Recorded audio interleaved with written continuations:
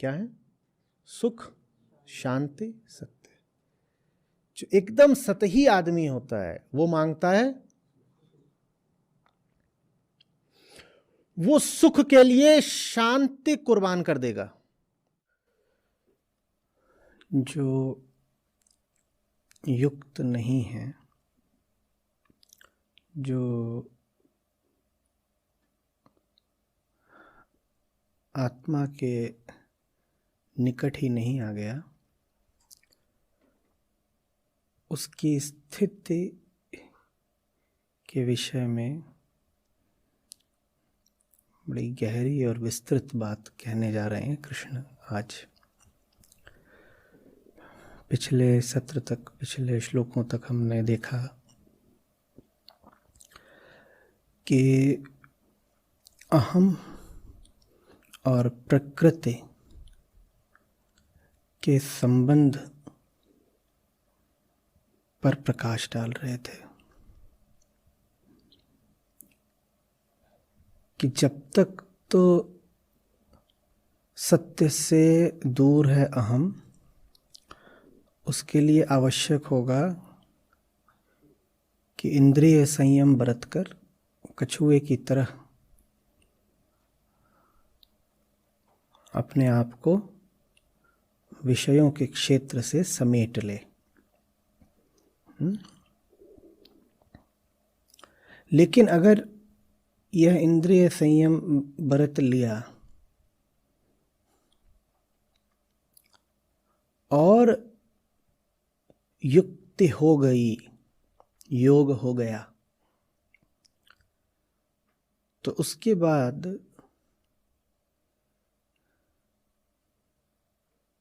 प्रकृति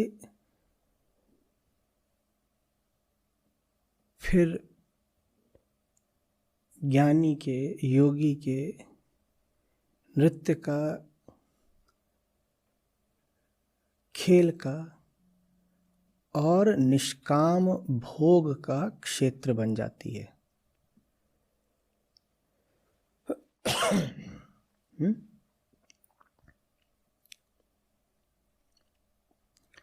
और वही सहज संबंध है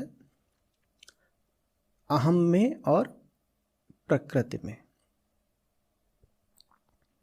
अहम और प्रकृति में दो प्रकार के असहज संबंध हो सकते हैं। पहली असहजता होती है संसारी माने भोगी की। वहां क्या होता है? वहां प्रकृति को लूटने की, नोचने खसोटने की, बिना स्वयं को जाने प्रकृति के माध्यम से स्वयं को तृप्ति देने की आजीवन कोशिश चलती रहती है। ये असहजता है, इसमें हिंसा है, इसमें खटका है, इसमें रगड़ है, घर्षण है।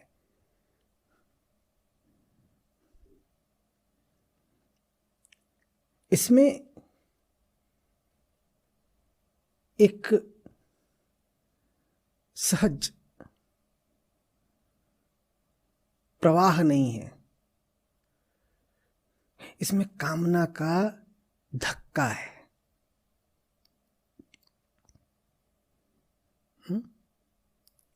ये पहले प्रकार की असहजता है। मैं प्रकृति को देखूं और कहूं भोगो भोगो। जन्म किस लिए हुआ है? भोग के लिए हुआ है। दूसरे प्रकार की असहजता होती है त्यागी की। वो पहली असहजता से ऊब चुका होता है।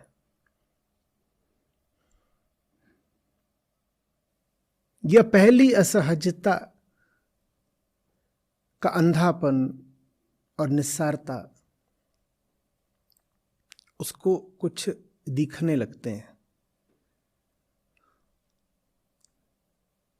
तो जैसी अहंकार की गति होती है, वो एक अति से उठकर दूसरी अति पर चला जाता है और वो कहता है ये जो समूची प्रकृति है भाई, इसका तो परित्याग ही उचित है। तो वो अपने आप को वापस खींच लेता है। लेकिन चूंकि अभी आत्मज्ञान तो हुआ नहीं, इसीलिए वापस खींचने पर भी जैसे कृष्ण अभी कह रहे थे, उसकी रस वृत्ति बची रह जाती है। इस मामले में दूसरी जो ये असहजता है वो पहली असहजता जैसी ही है। पहली असहजता में भी रस वृत्ति थी जो कहती थी शोषण करो, भोग करो। और जो दूसरी है उसमें भी अभी वो मौजूद है। बस यहाँ कहा जा रहा है कि देखो, अगर शोषण वगैरह करोगे,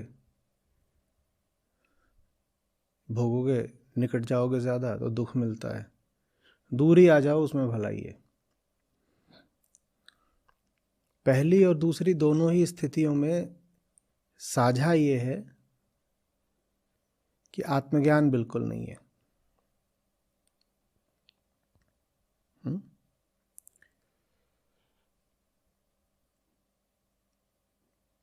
फिर तीसरी स्थिति होती है साहब सेवक एक संग खेलें सदा बसंत, जहाँ न तो जगत को और जीवन को भोग हेतु देखना है और न ही उनके त्याग से कोई प्रयोजन है। ईशावास्यमिदं सर्वम्।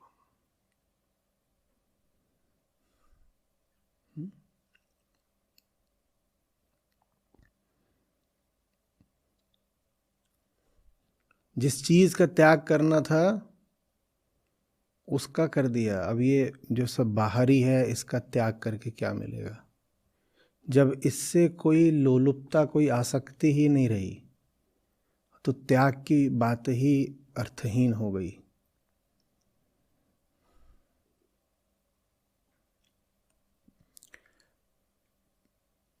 साधारण मन से जब हम इस सहज स्थिति की, उच्चतम स्थिति की कल्पना करते हैं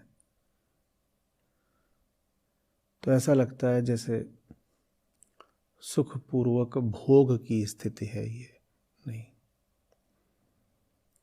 हमें ऐसा सिर्फ इसलिए लगता है क्योंकि हम भोग के प्यासे हैं।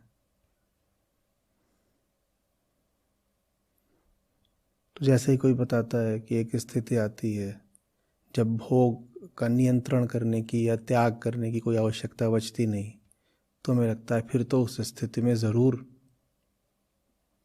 बेशर्त और असीम भोग ही होता होगा। नहीं, न त्याग न भोग, दोनों में कुछ नहीं। उसका विचार ही नहीं है, क्योंकि जिसको विचार आता था उसकी तृप्ति हो गई है। प्रकृति के माध्यम से तृप्ति चाहिए क्यों, जब जिसके साथ होने से मिलती है तृप्ति वो मिल ही गया।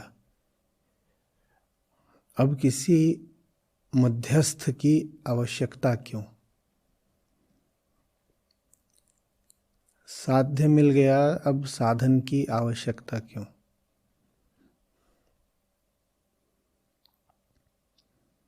स्पष्ट हो रही है बात?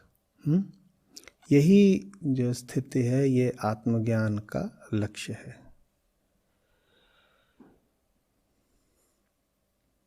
अरे बात, जीवन के प्रति एक सहजता,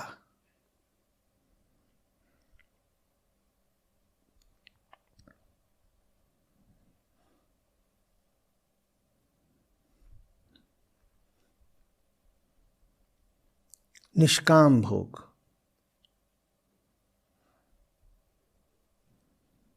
ईशावास्य उपनिषद बड़े प्रसिद्ध शैली में कहता है त्यागते हुए भोग। तेन त्यक्तेन भुंजी था।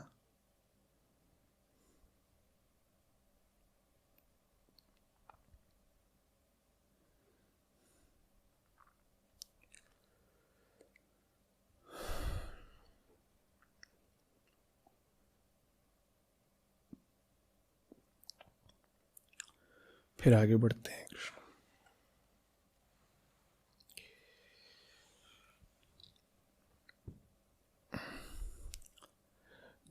जो अयुक्त है उसके न बुद्धि है न भावना है। इनको समझेंगे।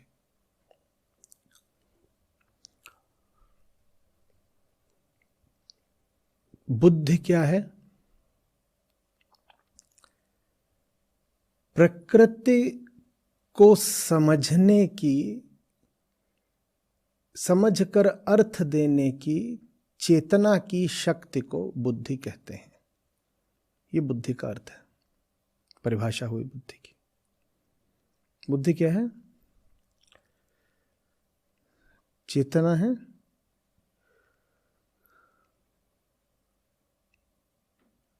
वो प्रकृति के लगातार संपर्क में है ना। इंद्रियां हैं, वो लगातार जगत को, माने प्रकृति को ही देख रही हैं। जो दिख रहा है, जो प्रतीत हो रहा है, उसको जान पाना, उसका यथार्थ पहचान पाना,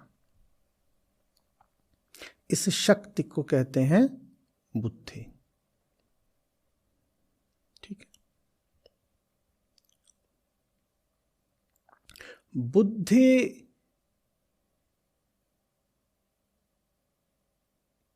की निष्पत्ति होती है बोध में, क्योंकि बुद्धि है ही बोध के लिए, समझने के लिए। और बोध मात्र तभी हो सकता है जब आप जिसको देख रहे हों उससे आसक्त न हो।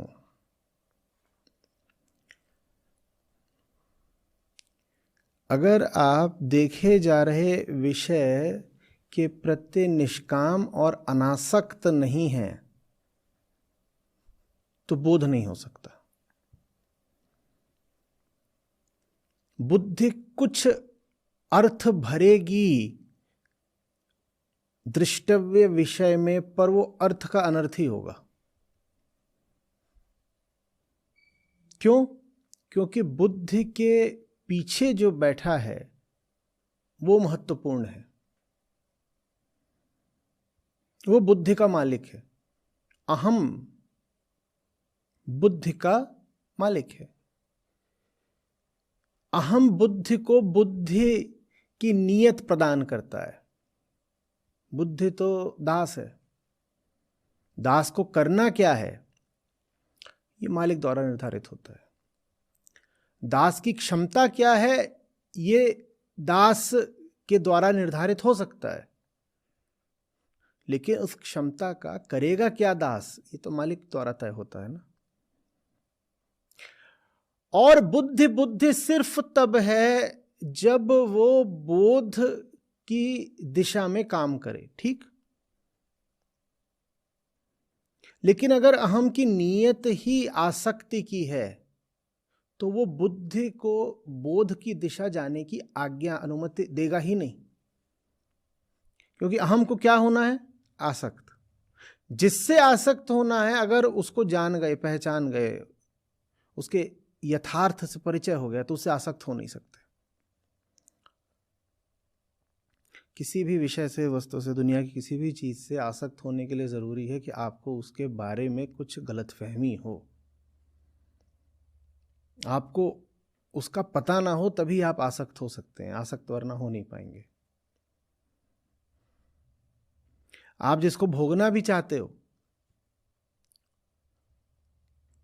अगर उसको जान लो पूरी तरह से तो आप भोग नहीं सकते। और जब मैं कह रहा हूँ पूरी तरह, तो उसका आशय ये नहीं कि जिसको भोगना है आप जा करके पूरी तरह उसकी छानबीन करने में लग गए। किसी भी विषय को पूरी तरह जानने का मतलब होता है विषय और विषयता को एक साथ जानना। आप सामने वाली चीज को पूरी तरह जान ही नहीं सकते अगर आप अपने आप को नहीं जानते, तो क्योंकि जानने वाले तो आप ही हो। आप सामने की चीज को भी जानने निकले हो तो उसको आप ही तो जानोगे ना, आप स्वयं को नहीं जानते। स्वयं को नहीं जानते तो जो जानने वाला है वही भ्रष्ट है। उसी की हालत विकृति की और मद की है, तो वो क्या समझेगा? तो ये जो अहंकार होता है अपनी साधारण स्थिति में, ये स्वयं को जानता नहीं। हम जब पैदा होते हैं तो अपने प्रति अज्ञान के साथ ही पैदा होते हैं, आत्मज्ञान ही पैदा होता है, तो स्वयं को जानता नहीं, तो वो लगातार भोग के प्रयास में रहता है और वो बुद्धि को निर्देशित करता रहता है, चलो चलो चलो चलो दुनिया को देखो, पता करो कौन सी चीज कैसे भोगी जा सकती है। आप सब यहाँ बुद्धिजीवी लोग बैठे हैं, बुद्धि के बारे में बहुत महत्वपूर्ण बड़ी संवेदनशील बात हो रही है, समझिएगा।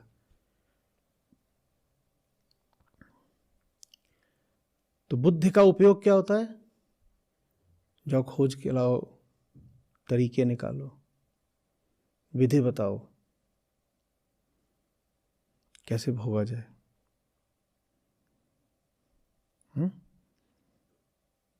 और पता करो कौन सा विषय भोग में सर्वाधिक तृप्ति देगा और भोग के लिए अधिक से अधिक सुगमता से उपलब्ध हो जाएगा।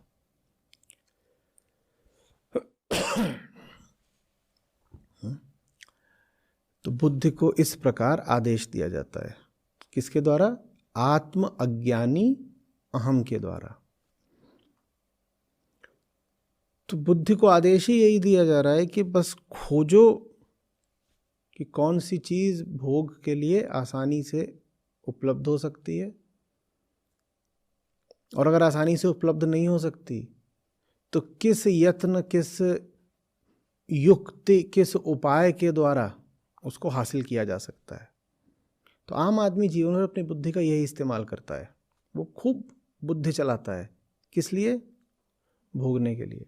लेकिन हमने अभी बुद्धि को परिभाषित करा था, और तब हमने क्या परिभाषा कही थी कि बुद्धि बुद्धि है ही तभी जब वो प्रकृति को समझने की दिशा में काम करे। अन्यथा आप उसे कुछ और कह दीजिए, बुद्धि मत कहिए। जिससे बोध फलित नहीं होना वो बुद्धि नहीं। जिसका फल बोध नहीं है वो बुद्धि नहीं हो सकती। बुद्धि का फल भोग नहीं हो सकता, बुद्धि का फल बोध होना चाहिए। आपने बहुत होशियारी दिखाई और उस होशियारी के परिणाम स्वरूप आपको बड़े रसीले अनुभव हो गए, ये होशियारी होशियारी नहीं है, ये कुछ और हो गया। अब समझ में आ रहा है क्यों जानने वालों ने चतुराई चालाकी की अपेक्षा सरलता पर जोर दिया है, और बार बार कहा है तुम्हारी होशियारी तुम्हारा बंधन है, देखो मत करो इतनी चालाकियां, छोड़ दो होशियारी, तुम्हें और कुछ नहीं डुबो रहा, तुम्हारी चालाकियां ही तुम्हें बर्बाद कर रही हैं।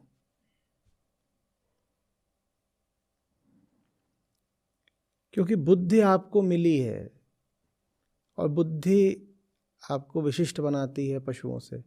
बुद्धि आपको मिली है ताकि प्रकृति का अर्थ जान सकें, जगत को, जीवन को पहचान सकें। और आप बुद्धि का उपयोग करने लग गए हैं आक्रमण के लिए, हिंसा के लिए।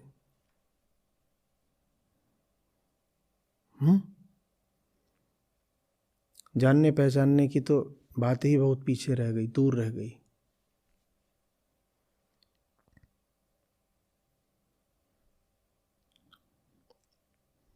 जैसे शरारती बच्चे होते हैं स्कूलों में,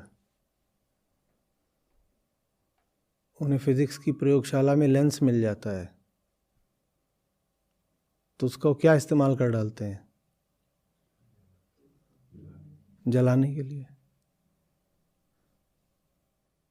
तुम्हें वो दिया गया था जानने के लिए और तुमने उसका उपयोग कर लिया जलाने के लिए। ये अहम बुद्धि के साथ करता है। उसके माध्यम से वो जानता नहीं है, उसके माध्यम से वो जलाता है। अब समझ में आ रहा है पृथ्वी जल क्यों रही है? 2 कारण, हम अज्ञानी हैं, दूसरा हमारे पास बुद्धि है। अगर हम सिर्फ अज्ञानी होते तो भी पृथ्वी जल नहीं रही होती, क्योंकि सब पशु भी तो अज्ञानी है, उन्होंने कौन सी पृथ्वी जला दी। लेकिन हम अज्ञानी हैं जिसके पास बुद्धि है। श्री कृष्ण यहां कह रहे हैं ऐसी बुद्धि बुद्धि कहलाने लायक नहीं है। तो कह रहे हैं जो युक्त नहीं है उसके पास बुद्धि नहीं है।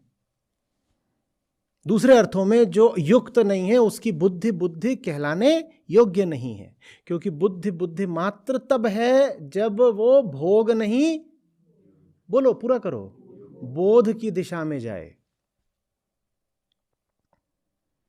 आपका भी जब बहुत चले दिमाग, बहुतों का फिरकी खोपड़ा होता है, वो हर समय ऐसे लट्टू की तरह घूमता रहता है, अपने आप से पूछा करो ये सुलझा रहा है या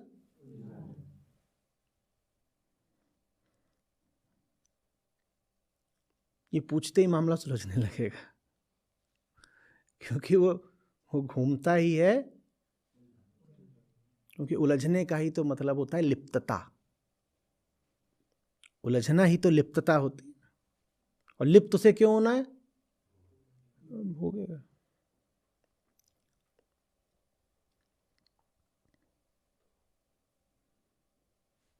तो जो अयुक्त है उसके पास बुद्धि नहीं है। फिर आगे बढ़कर के और एक रोचक बात कह रहे हैं कृष्ण, कह रहे हैं जो अयुक्त है उसके पास भावना भी नहीं है। इसी श्लोक में ये क्या हुई बात? भावना माने क्या?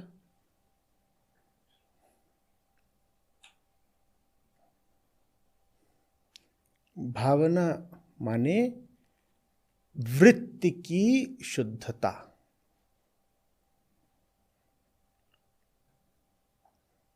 वृत्ति माने क्या?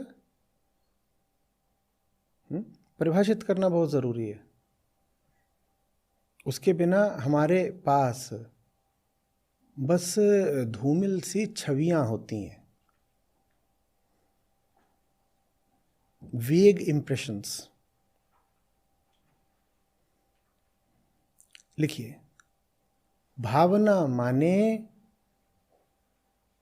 वृत्ति की नियत।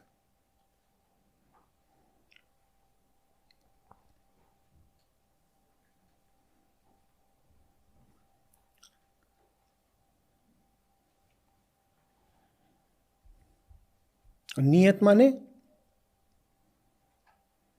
शास्त्रीय शब्द पकड़ना हो तो निष्ठा। मैं पूछा करता हूं ना बार बार कि बड़ा एक अच्छा उपयोगी और केंद्रीय प्रश्न है, चाहते क्या हो, इरादा क्या है? वही भावना है। वृत्ति चाहती क्या है? वृत्ति चाहती क्या, उसको भाव कहते हैं।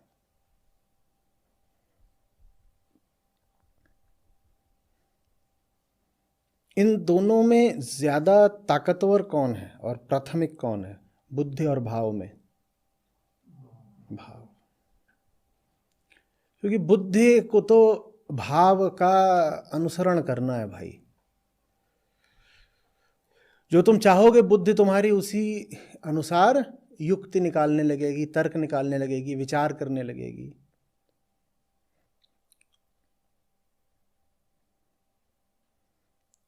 बुद्धि को उद्देश्य कौन देता है? वृत्ति के लिए ही दूसरा नाम है भाव। वृत्ति समझ लो ऐसे कि हम बार बार कहते हैं ना, अहम खड़ा हुआ, एक तरफ आत्मा है एक तरफ प्रकृति है। तो वृत्ति क्या हुई? देख लो कि अहम झुका किधर को हुआ है, निष्ठा किधर को है, उसी नियत को, उसी झुकाव को कहते हैं वृत्ति। चाह क्या रहे हो? मूल नियत क्या है?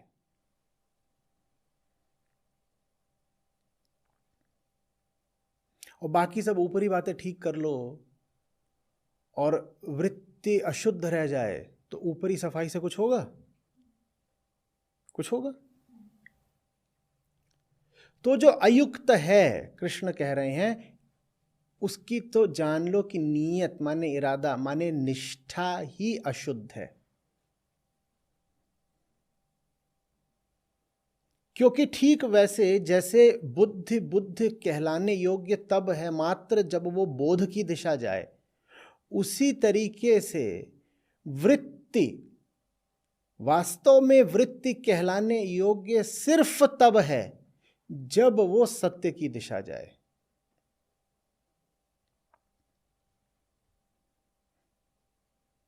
नहीं तो ये वृत्ति तो अपनी ही शत्रु रहेगी ना बस। और साधारणतः वृत्ति अपनी ही शत्रु होती भी है। उसे बोध की दिशा माने सत्य की तरफ उसको जाना नहीं होता है। उसको क्या करना होता है? उसे अपनी असहजता को बनाए रखना होता है। उसकी प्यास में, उसकी तड़प में ही उसका अस्तित्व है। तो अपने अस्तित्व को बचाए रखने की खातिर वो अपनी तड़प को बर्दाश्त ही नहीं करती, बचाए रखती है। अगर आपकी तड़प में ही आपकी हस्ती हो तो तड़प मिटने का क्या अर्थ होगा? हस्ती का मिटना। तो वृत्ति कहती है मेरी नीयत है खुद को बचाने की, मेरी नीयत तृप्ति पाने की नहीं है, मेरी नीयत तो स्वयं को बचाने की है। और मैं बेचैनी, बेहोशी, तड़प, दुख, वियोग, इनके अतिरिक्त तो कुछ हुई ही नहीं। तो एक तरफ तो मुझे हाय हाय करना है,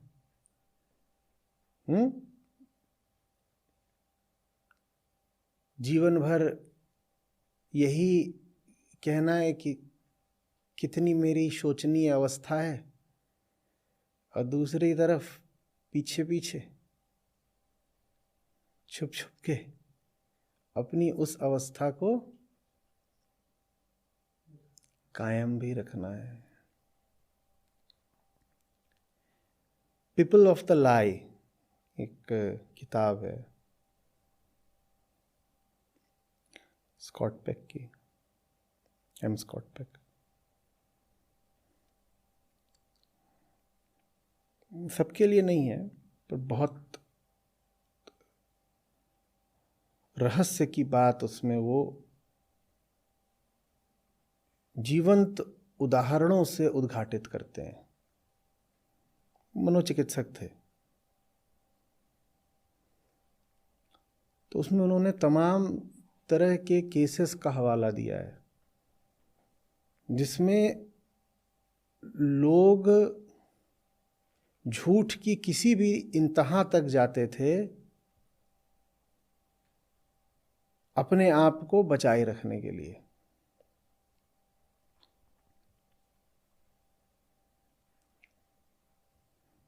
उदाहरण के लिए, अगर मुझे मोटा मोटा याद है तो कम से कम 10-20 साल पहले पढ़ी थी।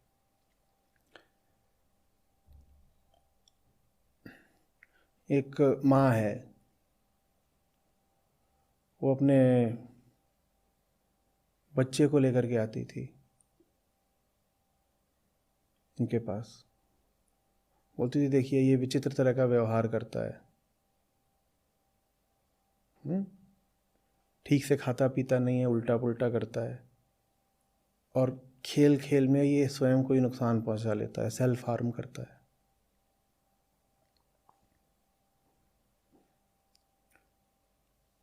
और इसकी वजह से मैं तो अपना सब त्याग के नौकरी वगैरह छोड़ करके बैठी हुई हूँ। मुझ जैसी आदर्श माँ कौन हो सकती है। मेरा पूरा दिन बस इसी की देखभाल में जाता है, लेकिन ये एकदम पता नहीं कहाँ से बाहर जाता है, कुछ कचरा खा लेता है, न जाने किन लोगों के साथ खेलता है, चोटें लगवा लेता है और उसकी सेहत हर समय खराब रहती है, शारीरिक ही नहीं मानसिक सेहत भी। तो वो माँ और बच्चे दोनों का उपचार वगैरह करते हैं। ये हो सकता है मैं 2-3 कहानियों कुछ मिश्रित करके बोल रहा हूँ, पर जो उसका सार है उस पर ध्यान दीजिएगा, बाकी आप पुस्तक स्वयं ही पढ़ सकते हैं। तो उसमें फिर कुछ इस तरह से है कि वो उपचार करते करते जब थक जाते हैं तो उनकी उत्सुकता बढ़ती है, बोलते हैं उपचार हो क्यों नहीं पा रहा है, और बच्चा लगातार बीमार कैसे बना हुआ है, और इसके शरीर पे ये नए नए तरीके के घाव कैसे देखने को मिलते हैं, हो क्या रहा है। और माँ के दर्द का कोई ठिकाना नहीं, माँ की बेचैनी बढ़ती ही जा रही है और माँ हताश हुई जा रही है। माँ कह रही है आपसे नहीं होता तो बताइए, कहीं और दिखाती हूँ, मैंने तो अपनी पूरी पूंजी और पूरा जन्म पूरा समय इसी बच्चे पे लगा दिया, नौकरी त्याग दी इसके लिए सब। तो वो जाते हैं पीछे से, कहते हैं पता करना पड़ेगा, और वो किसी तरीके से कुछ जासूसी जैसी करते हैं, खुफिया जानकारी पता करते हैं। हमें पता चलता है कि वो जो माँ है वही बच्चे को जानबूझ करके गड़बड़ खाना खिलाती थी, और जो बच्चे के शरीर पे घाव के निशान थे वो उसकी माँ ने ही दिए हुए थे।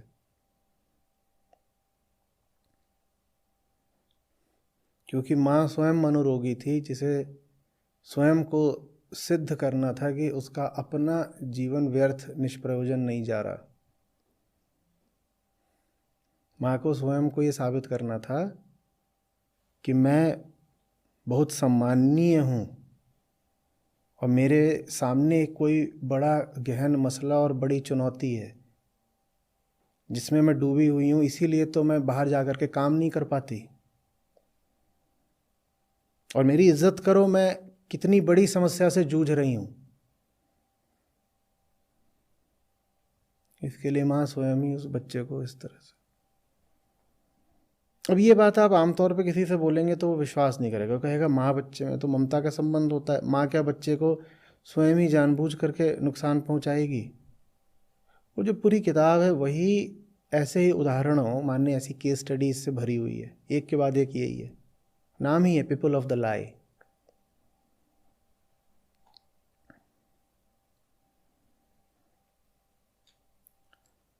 वृत्ति स्वयं को बचाए रखने के लिए किसी भी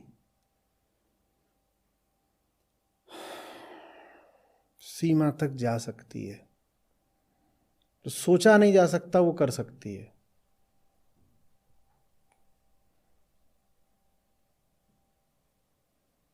समझ में आ रही है बात।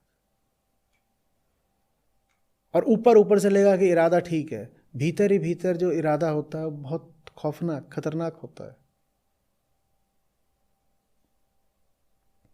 हम नहीं जानते हमारे भीतर क्या पनप रहा होता है।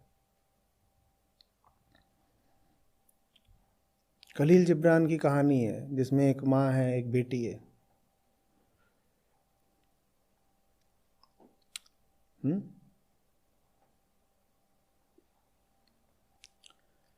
फिर से मुझे पूरी तरह से याद नहीं है कहानी, आप लोग जांच लीजिएगा, पर कुछ इस प्रकार है कि माँ बेटी दोनों सो रहे हैं रात में, और यही दोनों हैं शायद एक दूसरे की ज़िंदगी में, तो इन दोनों के आपसी प्यार से ही दोनों की ज़िंदगी कट रही है। माँ का प्यार और माँ की देखभाल उपलब्ध है बिटिया को, और बिटिया के जीवन का उत्साह प्राण है माँ के। तो ये दोनों को ही शायद रात में चलने की आदत है या कुछ ऐसा है। तो एक दिन रात में माँ भी चलते चलते बाहर कहीं बाग में पहुँच जाती है और बेटी भी पहुँच जाती है, और माँ बेटी को देखती है और वो तंद्रा में है, बेहोशी में। तो अपनी तंद्रिल अवस्था में बेटी से बोलती है, तू अभी मुझे थोड़ा अपनी ओर से कल्पना से संबोधनों को जोड़ना पड़ेगा क्योंकि याद तो है नहीं कहानी। कहते तू नरक की एजेंट, तेरी वजह से मेरी ज़िंदगी बर्बाद हो गई। तू ना होती तो मुझे कितनी स्वतंत्रता होती, मैं दुनिया घूम लेती, मैं सुख भोग लेती,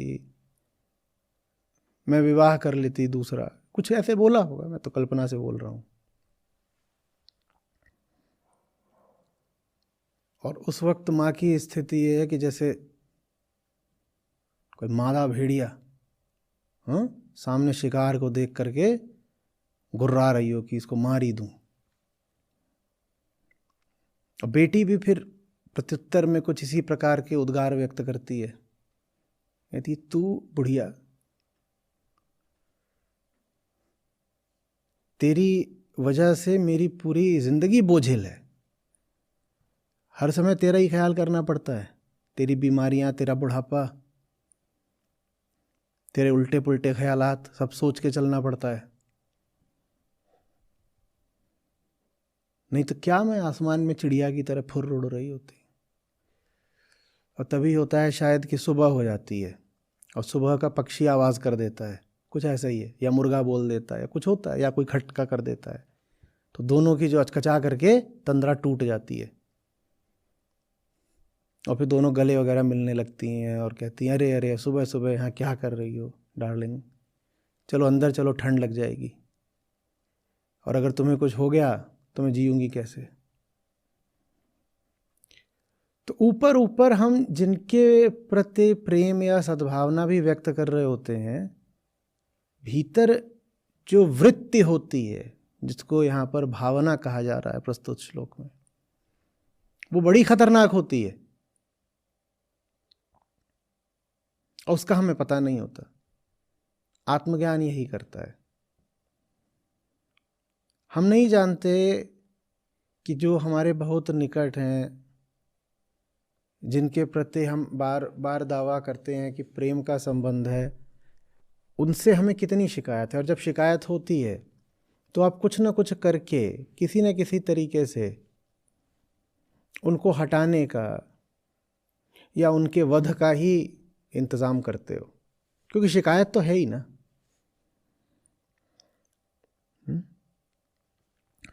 The sleepwalkers. In the town where I was born lived a woman and her daughter who walked in their sleep. One night, while silence enfolded the world, the woman and her daughter, walking yet asleep, met in their mist-veiled garden. And the mother spoke, and she said, at last, my enemy, you by whom my youth was destroyed, who have built up your life upon the ruins of mine, would I could kill you. मेरी दुश्मन, तू जिसके द्वारा मेरी जवानी बर्बाद हुई, तू जिसकी जिंदगी खड़ी ही हुई है मेरी जिंदगी की बर्बादी पर, काश मैं तेरा कत्ल कर सकती। ये माँ ने बोला।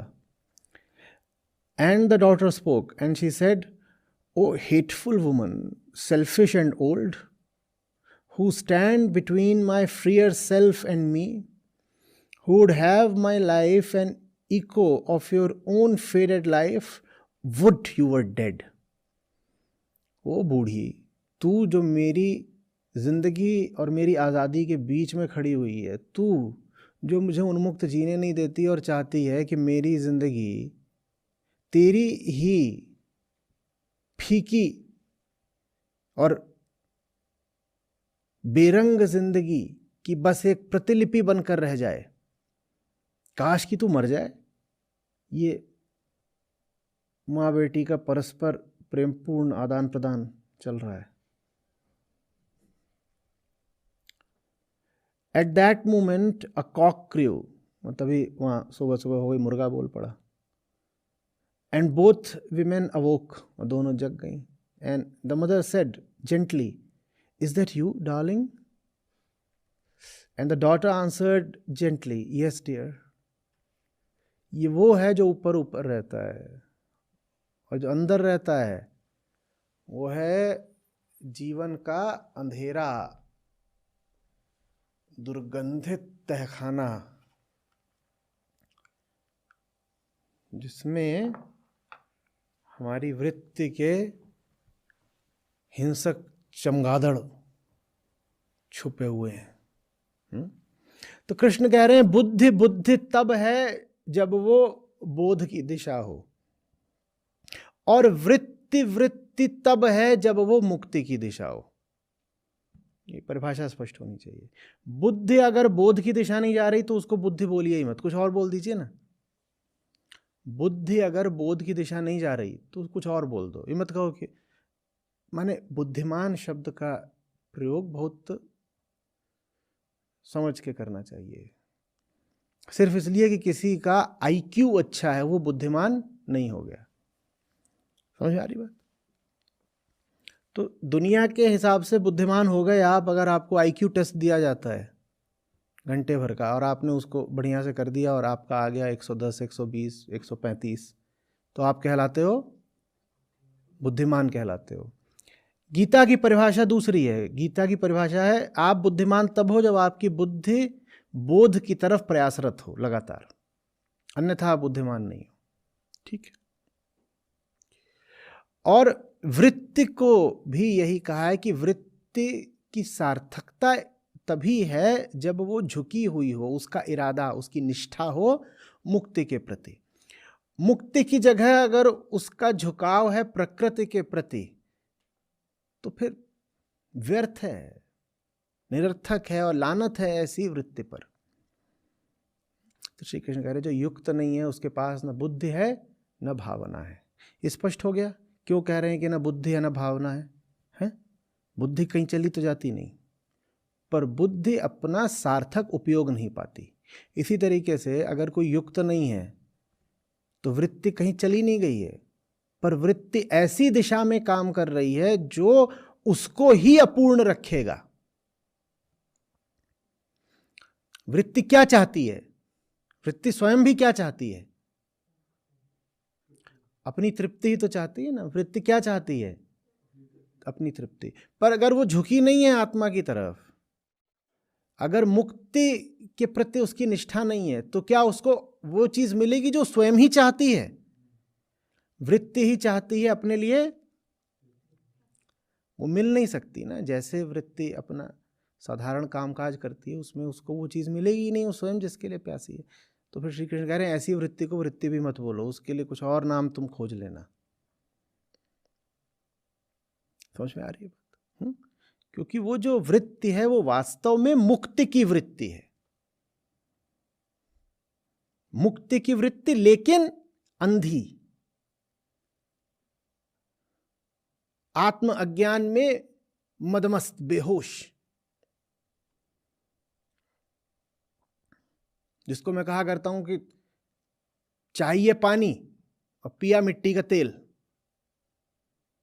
क्यों? इतना तो पता चल रहा था कि गला सूख रहा है, लेकिन ये नहीं पता चल रहा था कि गला चीज क्या है, गला किसका है, और अतः ये तृष्णा बुझेगी किससे। जब स्वयं का नहीं पता होता तो ये भी नहीं पता होता कि अपनी बीमारी का उपचार क्या है।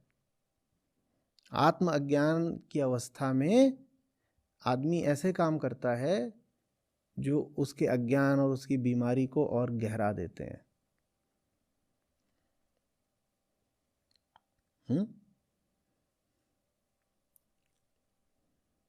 कोई नशे में था, ये लड़खड़ा के गिर पड़ा, लड़खड़ा गिर पड़ा तो चोट लग गई, या माथे से खून आ गया, कोहनी में चोट लग गई।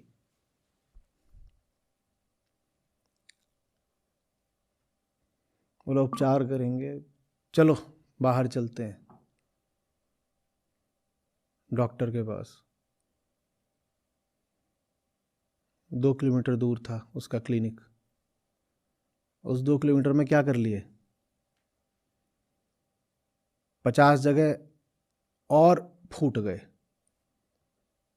और 2 किलोमीटर चल के जब पहुंचे तो पता चला कि गलत दिशा आ गए हैं, यहाँ तो क्लिनिक है भी नहीं।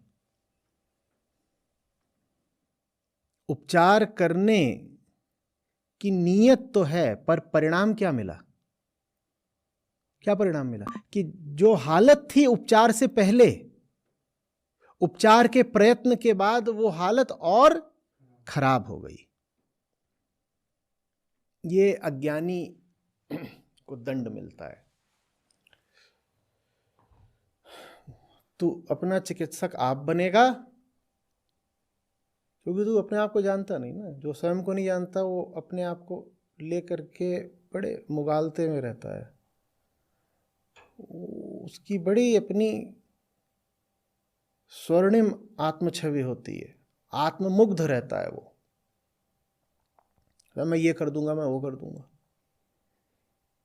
हाँ मैं परेशान तो हूं, पर मैं सोच रहा हूं, मैं सोच सोच के अपनी परेशानी खुद ही ठीक कर लूंगा। तू किसी लायक होता तो इतना परेशान होता क्या? तेरी सोच ने ही तुझे बर्बाद किया है, और अब तू सोच रहा है कि तू सोच सोच के अपनी बर्बादी को आबाद कर लेगा।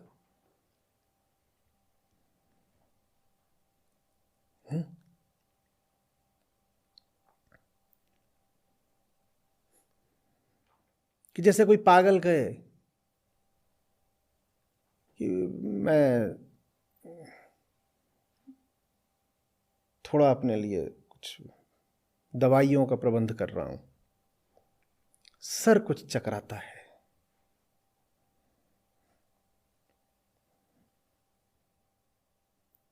ये कौन सी दवाई चुनेगा अपने लिए? क्या करेगा?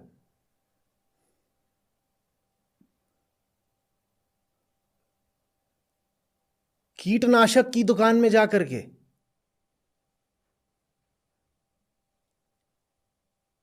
अपने लिए सबसे चुनिंदा गोला उठाएगा।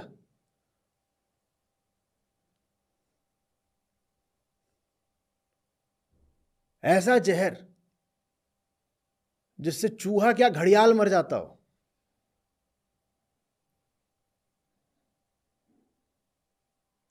और कहेगा मैं ही तो हूं डॉक्टर, झटका, चुटकी बजाते झटका मार के इलाज करता हूं। हंस क्या रहे हो और क्या करते हो जीवन में? जब नीयत ही खराब होती है तो बुद्धि तुम्हारी कितनी भी पैनी हो कहलाती भ्रष्ट है। अब समझ में आ रहा है संतों ने क्यों बोला था, जापे हरि ताकि मते।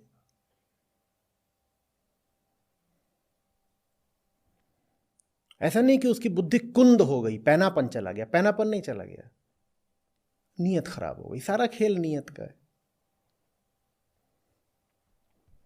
अब 2 दशक हो गए, मैं और किसी शब्द पर आकर के रुक ही नहीं पाता हूं। मैंने न जाने कितनी दिशाओं से प्रयास करा कि कहीं से कोई विधि निकले। इतने ग्रंथ पढ़ लिए, इतने मार्ग खोज लिए, शास्त्रों को खंगाल लिया, पढ़ा भी दिया। कोई शास्त्र हो, कोई मार्ग हो, कोई ज्ञानी हो, कोई भक्त हो, कोई विचारक हो, सारे रास्ते आ करके एक शब्द पर रुक जाते हैं, नियत। निष्ठा, कामना, चाहत।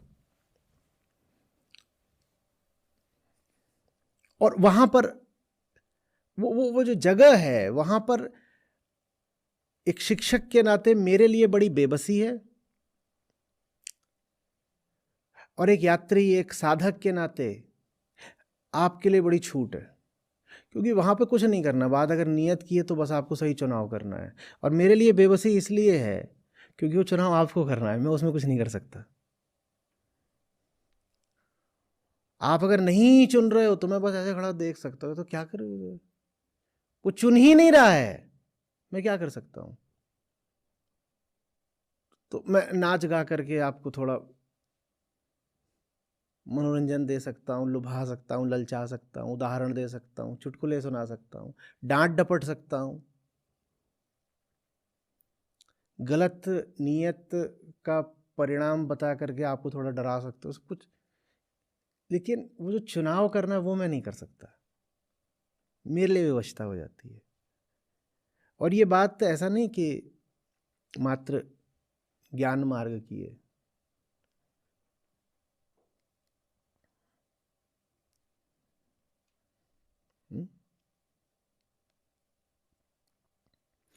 भक्ति से लेके, योग से लेके तंत्र तक आप कोई मार्ग उठा लो, तो मैं कह रहा हूं मैंने सबको खोज करके देखा है, सब वही गोलमोल टेढ़े टपड़े रास्ते कर कुरा करके अंत में वहीं पे आके हो जाते हैं, रुक गए। और यक्ष प्रश्न बाकी रह गया, क्या चाहते क्या हो? अब मार्ग बदल के क्या होगा जब मुक्ति चाहते ही नहीं? मार्ग बदलने से क्या होगा?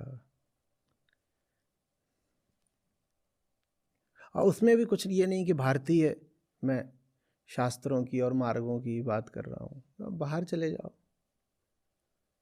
सूफियों को पकड़ लो, हसीदियों को पकड़ लो, छोड़ो भारतीय शास्त्र, तालमुद को पकड़ लो, चीनियों के पास चले जाओ, जैन के पास चले जाओ,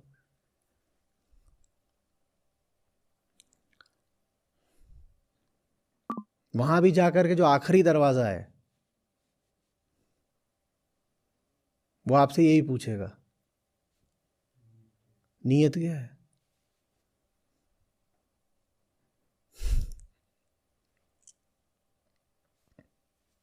नियत क्या है?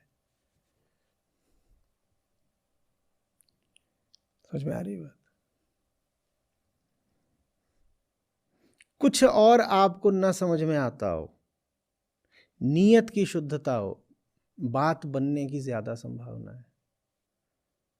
और बहुत आपके ज्ञान का भंडार है, नियत में खोट है, बात नहीं बनेगी। देखो समझो, सरलता सब पर भारी है।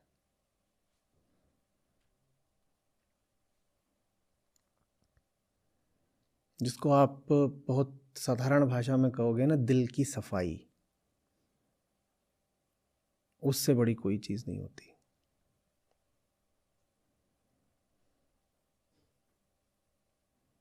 कुछ नहीं है उसके आगे। ये ज्ञान भी इसलिए होता है ताकि साफ कर सके आपको, ठीक है ना? आपको बना सके बिल्कुल ऐसे जैसे अभी कोई बच्चा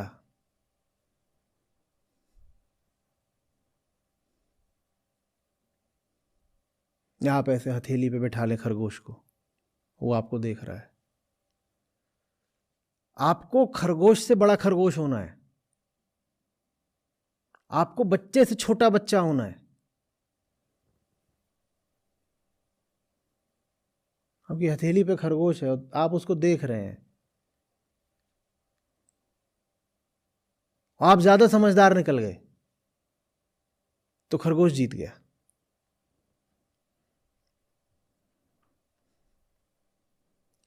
इतना है, मान बच्चा खरगोश है छोटा, आपकी हथेली पे आ गया है। आप कितने बड़े हो? 70 किलो के, और हो सकता है भी 700 ग्राम का हो कुल। आपकी हथेली पे डर नहीं रहा है, वो आपको ऐसे देख रहा है। बताओ कौन जीता? 70 किलो या 700 ग्राम?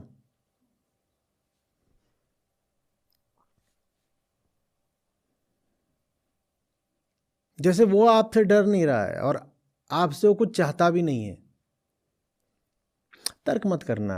अब इस समय पर एवोल्यूशनरी बायोलॉजी मत ले आ देना कि वो कहीं ना कहीं सोच रहा है कि आप उसे खाने को दोगे, गाजर वगैरह ये सब वो हटाओ।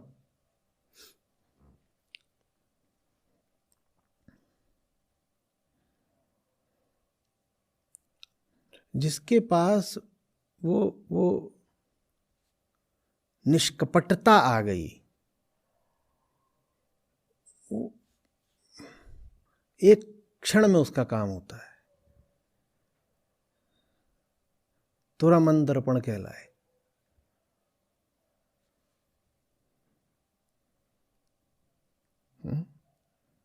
मन की निश्चलता से ज्यादा अचूक और ज्यादा आसान कोई विधि नहीं है। बस उसके लिए कलेजा बहुत बड़ा चाहिए, छले जाने को तैयार रहना होता है। हम ज्यादा जो चतुराई चालाकी दिखाते हैं उसके पीछे भाव यही रहता है ना, होशियारी नहीं दिखाएंगे तो ठगे जाएंगे। तो फिर साहब लोग बोल गए आप ठगाइए और न ठगिए कोई। ठग जाओ, कुछ नहीं होता, क्या हो गया। आप ठगे सुख होत है, आन ठगे दुख होए। कबीरा आप ठगाइए, आन न ठगिए। कोई बात नहीं, कोई बेवकूफ़ भी बना गया कोई बात नहीं, मन गंदा मत होने देना। नुकसान हो गया कोई बात नहीं। चोरी चकारी, झूठ, किसी के प्रति दुर्भावना, पीछे से सोचना कि इसका बुरा हो जाए, घात करना,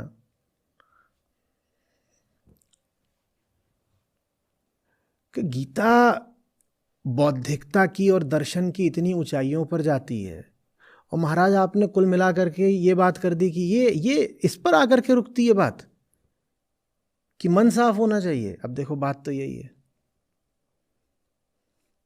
इन सब बातों के सार में जो बात है वो बता दी। इन सब बातों का लक्ष्य भी तुमको बस उसी स्थिति तक पहुंचाना है जहां तुम खरगोश हो जाओ। अध्यात्म तुमको महान बनाने के लिए नहीं है, वो तुमको खरगोश बनाने के लिए है। बड़ा मज़ा आया था जब कभी मैंने पहली बार पढ़ा था कि मुक्त होता है उसकी दशा इन तीन जैसी प्रतीत होती है। किन तीन जैसी? बार बार बताता हूँ।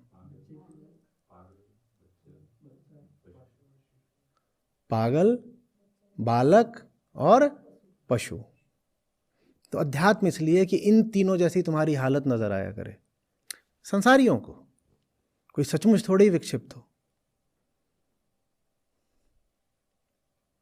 सचमुच थोड़ी हो।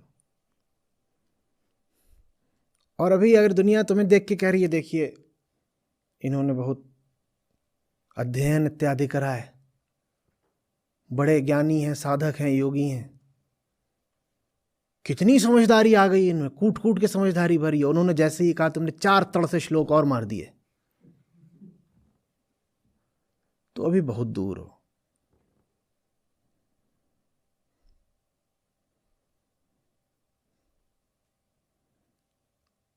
सफलता तब जानना जब लोग कहें पागल, बंद करो दरवाजा, बौरा है, बावला, बाहर निकालो बाहर। ये बातें ऐसी कर रहा है, इसे कोई व्यवहार बुद्धि नहीं है, इसके कहे पे चले तो हमारी दुनिया नष्ट हो जाए, संसार काम कैसे करेगा अगर इसके हिसाब से। पागल एकदम, कैसी बातें करता है। तो जानना कि आत्मज्ञान घटित हो रहा है।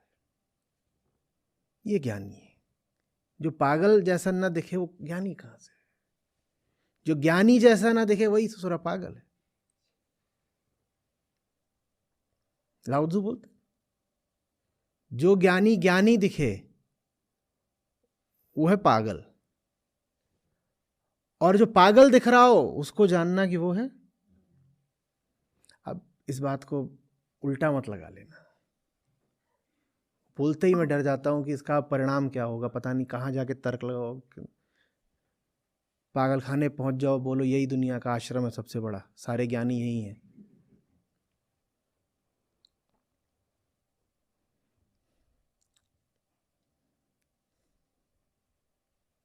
भर नहीं जाता, निश्चल मन खाली हो जाता है। उसके पास ज्ञान, बोलो, बचता नहीं, इतना सहज हो जाता है। वो क्या करेगा, वो तो ऐसे। और बच्चे जैसा हो जाता है और मनमौजी हो जाता है, क्योंकि हमने कहा ना, उसका जो प्रकृति से संबंध है अब सहज हो जाता है। और संसारियों को और व्यवहार बुद्धि में पारंगत लोगों को ये बात समझ में नहीं आती। वो कहते हैं ये तो, अगर कहते हैं ये मुक्त हैं, ज्ञानी हैं, तो इनको तो एक विशिष्ट प्रकार का मर्यादित सा कुछ आचरण करना चाहिए ना। कि वो पागल जैसा करता है, बच्चे जैसा करता है। तो बच्चा मिट्टी उठा के खा ले, वो मिट्टी उठा के खा गए कि ये देखो, हमें बताया गया था ये बहुत बड़े गुरुजी हैं, और यहाँ ज़मीन पे बैठ गए और मिट्टी खा रहे हैं। ये तो अध्यात्म है इनका। इसका मतलब ये नहीं है कि हर आदमी ज़मीन पे बैठ के मिट्टी खा रहा हो वो मुक्त पुरुष है। उल्टा तर्क मत लगा लेना।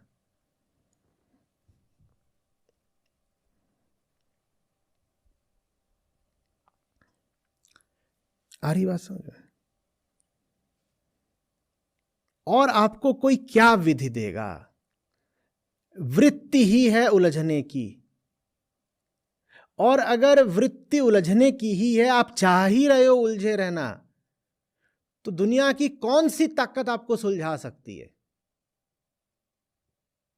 एक ही चीज है ना जो आपकी सहायता कर सकती है, कि आप स्वयं बोल दो कि मुझे अब उलझे नहीं। इसी को कहते हैं मन का साफ होना। भाई मेरा अब इरादा ही नहीं है। जब जैसे ही सचमुच तुम्हारा इरादा बदल जाएगा, उस क्षण तुम अपने सब झंझटों से मुक्त हो जाओगे। इरादा नहीं बदल रहा है, और नहीं कोई बात है कि चुनौती बहुत बड़ी है, पहाड़ नहीं चढ़ा जा रहा, बार बार फिसल के नीचे गिर जाते हैं। मन नहीं बना रहे, इरादे की मजबूती नहीं आ रही है, निश्चय नहीं पक्का। और निश्चयात्मिका बुद्धि, अब समझ में आया? तो बुद्धि तभी है जब वो निश्चयात्मिका हो। निश्चयात्मिका को ऐसे ही बोल सकते हो कि उसका एक ही निश्चय रह गया है, बस क्या? आत्मा। तो वो बुद्धि कहलाने योग्य हो गई अब निश्चयात्मिका, और उसका कोई बुद्धि का उद्देश्य ही नहीं बचा। और जिसका ऐसा हो गया उसको तुम कहां से रोक लोगे?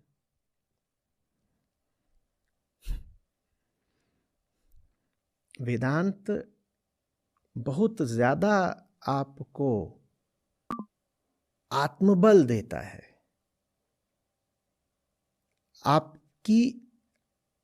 आपकी ही शक्ति से पहचान कराता है। पूर्ण सशक्तिकरण का दर्शन है वेदांत। कह रहे तुम चाहोगे अगर तो ऐसे होगा। माने सब कुछ किसके हाथ में है? बोलो जल्दी। कोई ईश्वर बैठा ऊपर तुम्हें आदेश देने वाला, नियंत्रण करने वाला? ये भाग्य की रेखाएं हैं जो संचालित करती हैं तुमको। वेदांत कहता है न ईश्वर न प्रारब्ध, कुछ नहीं। वृत्ति है, उसे आत्मस्थ होना है।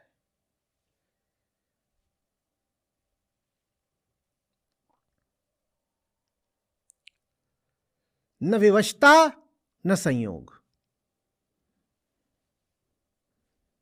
न विवशता न संयोग, कुछ नहीं महत्व रखता। तुम्हारे प्रेम का महत्व है। प्रेम की क्या परिभाषा हो गई इस पूरे संदर्भ में? जल्दी बोलो। वृत्ति का आत्मा की ओर झुकना ही प्रेम है। इसके अतिरिक्त प्रेम की कोई साफ परिभाषा हो नहीं सकती। तुम्हारे प्रेम से सब हारे हैं। दुनिया भर के प्रारब्ध तुम्हारे प्रेम से नहीं जीत सकते।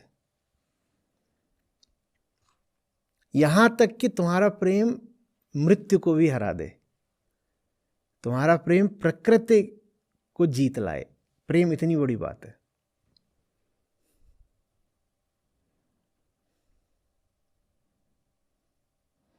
अब उन कहानियों का सांकेतिक अर्थ समझ में आ रहा है, जहां पे पत्नी यमराज से अपने पति को वापस ले आती है। उसका प्रयोजन ये नहीं था कि लड़कियों को अच्छी पत्नी बनने की शिक्षा दी जाए। वो कोई बहुत गूढ़ सत्य बताने के लिए बात कही गई है, पर हम वेदांत से परिचित नहीं है तो हम उन कहानियों का कभी अर्थ जान नहीं पाते।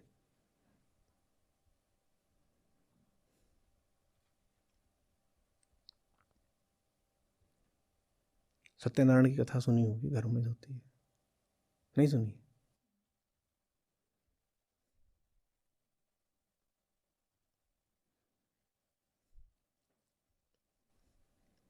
वहां भी शुरुआत सत्य से ही। सत्य का पता नहीं, ले दे के कथा ही कथा बचती है बस।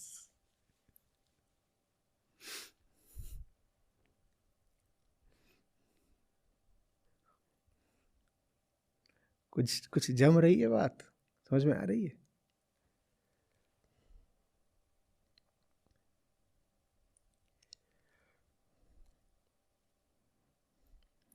सीधापन, भोलापन, जिसके पास ये है, अमृत है उसके पास। हमारा दुनिया का सारा ज्ञान एक तरफ और एक निर्मल हृदय की सिधाई और भोलापन एक तरफ। भोले से बड़ा ज्ञानी नहीं जीत सकता। और इसी को ऐसे कह सकते हो कि ज्ञान सफल तभी है जब वो तुम्हें भोला बना दे। ज्ञान ने तुम्हें वक्रता दे दी है, जलेबी बना दिया। भाड़ में जाए ऐसा ज्ञान।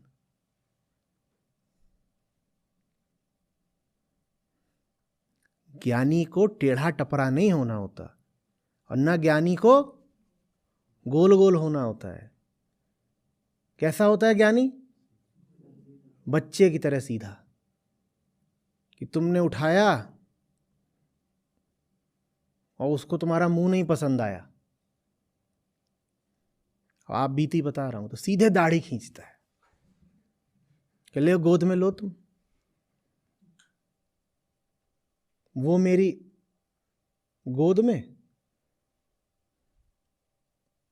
और मेरी दाढ़ी उसकी मुट्ठी में। कोई गोल गोल बात नहीं कि ताऊ जी वैसे तो आप बड़े अच्छे आदमी हैं, खिलौने वगैरह लाते रहते हैं। कुछ नहीं, लाए होगे खिलौने 50, हमें तुम पसंद नहीं तो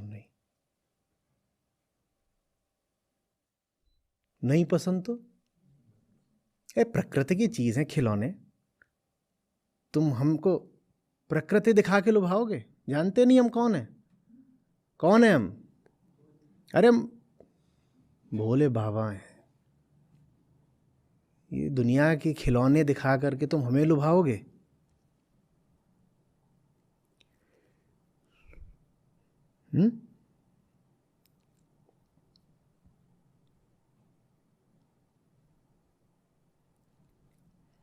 कुछ समझ में आ रही है बात?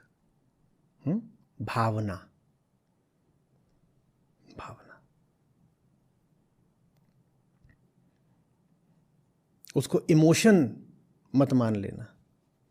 यहां भावना के भी जो नीचे भावना है, भावना के मूल में जो चीज है वृत्ति, उसकी बात है। ठीक है, आगे।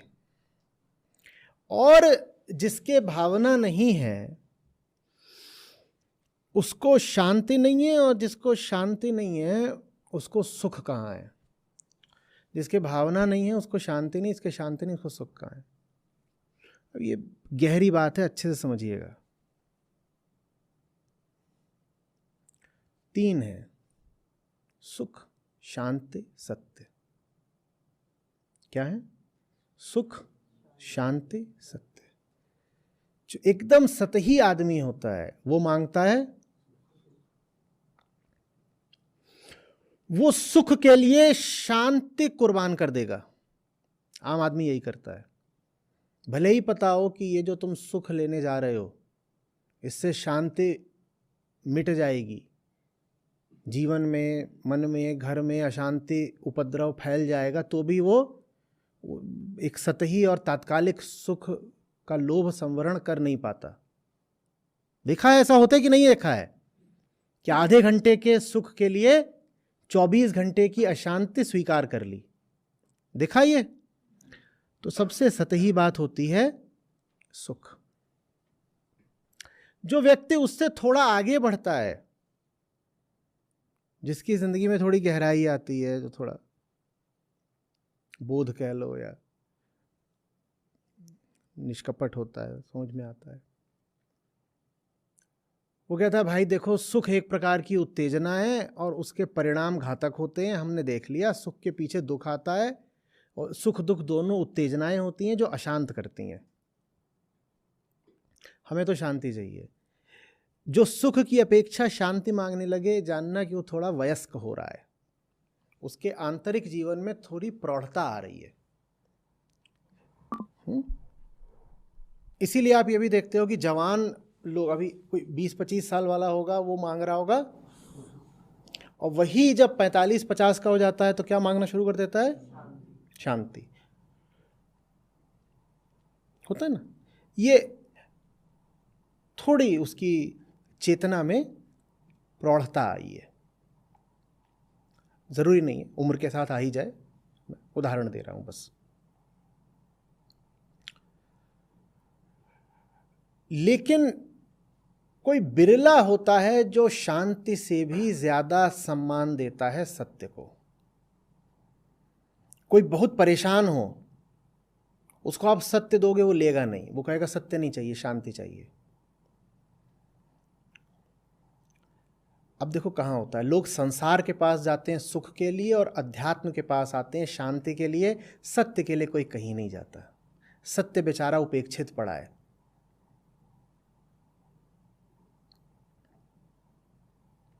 लोग संसार के पास जाते हैं, लोग अध्यात्म के पास आते हैं। सत्य का कोई ग्राहक नहीं है।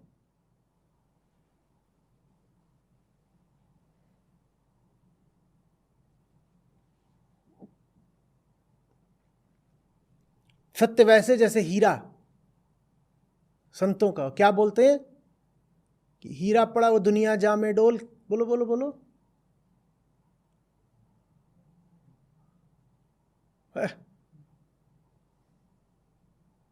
राह में हीरा पड़ा हुआ है और लोग ऐसे अनाड़ी हैं कि उसको कंकड़ समझ के उसकी उपेक्षा कर रहे हैं, उसके चले जा रहे हैं। वो अपना नीचे गर्द खाता पड़ा हुआ है। क्यों? पारखी नहीं, जहां हीरा का पारखी वहां हीरा का मोल। हीरा पड़ा बाजार में दुनिया जामे डोल, वहां पड़ा हुआ है, बाजार की गली में नीचे वहां पड़ा हुआ है। सत्य ऐसा है। 95% लोग किसके ग्राहक आए हैं बाजार में? सुख के। 5% किसके ग्राहक आए हैं? ये वो हैं जिन्होंने सुख से धोखा पाया है। तो 95% तो सुख सुख सुख सुख सुख।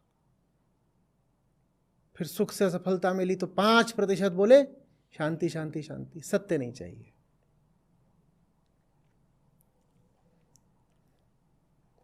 अब गड़बड़ समझना, शांति चाहिए तो सुख छोड़ना पड़ता है, कष्ट झेलना पड़ता है, और सत्य चाहिए तो अशांत होना पड़ता है।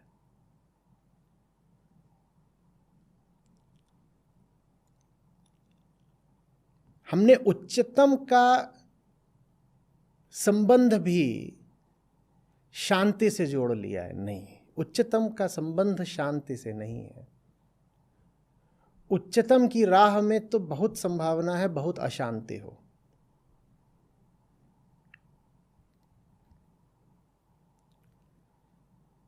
शांति तो वृत्ति को बचा कर रखती है,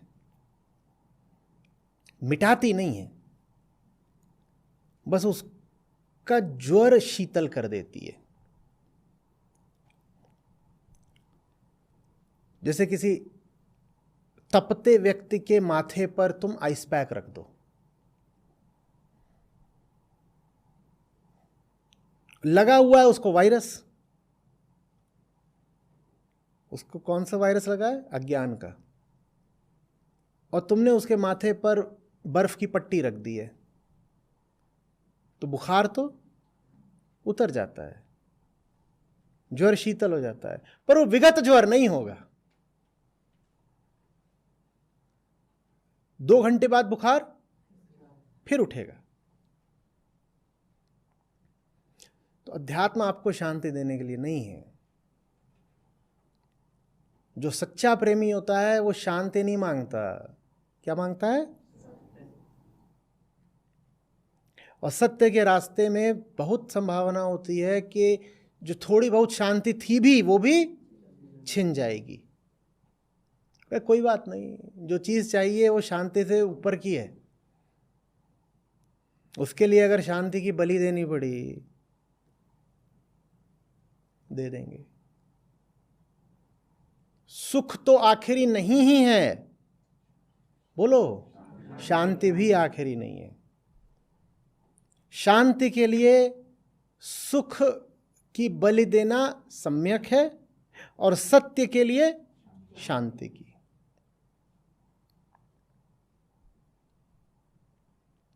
स्पष्ट हो रही है बात? अब देखिए कृष्ण क्या कह रहे हैं। कृष्ण कह रहे हैं जिसके पास भावना नहीं है, माने जिसकी वृत्ति ही ठीक नहीं है, माने जिसके पास प्रेम नहीं है सत्य के लिए, उसको शांति नहीं है। और जिसके पास शांति नहीं है उसको सुख कहाँ? माने सुख से गहरी क्या है? शांति। और शांति से भी गहरा क्या है? सत्य, सत्य के प्रति प्रेम। सुख से शांति नहीं मिलेगी और शांति से सत्य नहीं मिलेगा। लेकिन यदि सत्य से प्रेम है, पूरी करो बात, तो शांति मिल जाएगी। वो एक विशिष्ट शांति होती है, वो साधारण द्वैतात्मक शांति नहीं होती। सुख से क्या नहीं मिल सकता और शांति से क्या नहीं मिल सकता? लेकिन यदि सत्य से प्रेम हो गया तो शांति मिल जाती है, बिना मांगे मिल जाती है। और शांति अगर मिल गई तो सब सुख मिल गया। उल्टी गंगा मत बहाना। ये मनोविज्ञान की बड़ी परतें उघेड़ रहे हैं कृष्ण यहां हमारे लिए। भीतर हमारे क्या चलता है उसको हम समझ पाएं, इसका बड़ा यत्न कर रहे हैं कृष्ण। समझ में आ रही है बात? बुद्धि क्या चीज होती है, भावना क्या चीज होती है, और सुख और शांति और सत्य में प्रधान कौन है, किसकी खातिर किसको कुर्बान किया जा सकता है, ये सिखा रहे हैं कृष्ण हमको। और ये सब कुछ एक श्लोक में।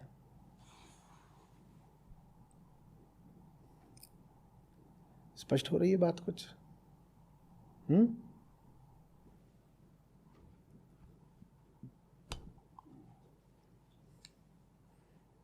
अब ये भी स्पष्ट हो रहा होगा कि गीता के श्लोकों का कोई भी सतही अर्थ करना इतना आसान क्यों है। या अर्थ का अनर्थ भी कर देना इतना संभावित क्यों है? बात समझ में आ रही है? क्योंकि कृष्ण बहुत दूर तक जाते हैं। चंद शब्द हैं, 8, 10, 12, 15 एक श्लोक में, और ये दर्जन भर शब्दों में कृष्ण पूरा मनोविज्ञान समेट लेते हैं। जितना दे देते हैं कृष्ण एक श्लोक में आपको, उतना ले पाने की सबकी पात्रता नहीं होती। एक श्लोक में ही वो जितना बरसा रहे हैं, उसको समेट पाने लायक हमारा घड़ा, हमारा पात्र नहीं होता ना। वो जितना उड़ेले दे रहे हैं हम पर एक ही श्लोक में, उतना बड़ा हमारा आंचल नहीं होता। तो श्लोक की कुल बात में से हमारा पात्र कितना ग्रहण कर पाता है? इतना सा। और वो पात्र में भी है छेद, उसमें रुकती वही बात है जो वृत्ति के अनुकूल होती है, बाकी बातें। और कईयों के पात्र तो ऐसे होते हैं जिनमें जहर पुता होता है अंदर से, उनमें श्लोकों के शब्द भी पढ़ते हैं तो वो उसको जहर से मिश्रित करके उसका अर्थ का अनर्थ बता देते हैं।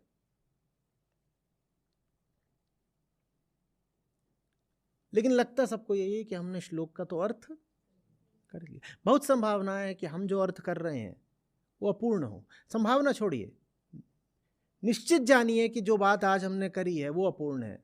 निश्चित जानिए कि अभी बात इससे और बहुत आगे की है।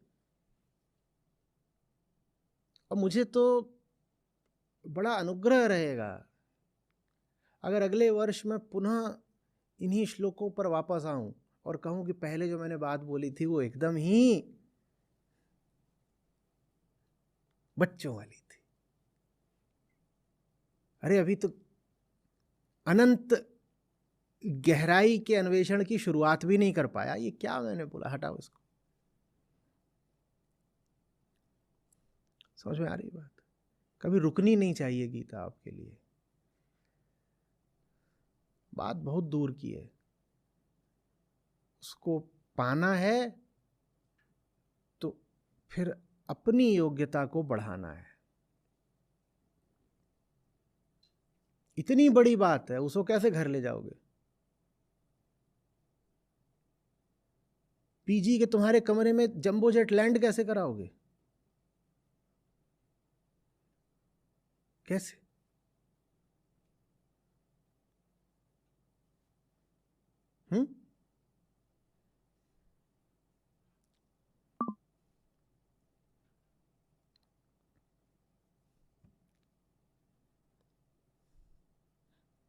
जंबो जेट की तरफ मत देखो।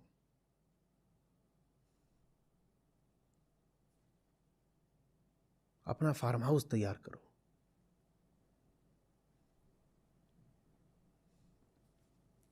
फिर इसीलिए संत गाते हैं कि वो जो है ना,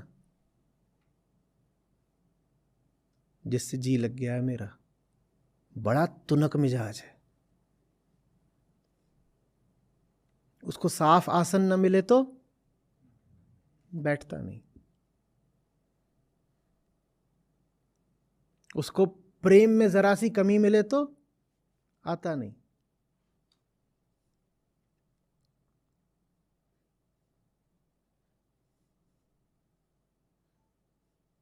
है तो बहुत प्यारा, नखरे बहुत है उसके।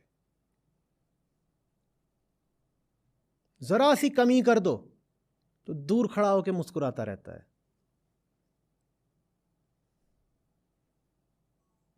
कहता है अभी तुम हुए नहीं हमारे, हम तो हैं तुम्हारे, पर अभी तुम्हारी ओर से कुछ खोट है, उसको हटाओ।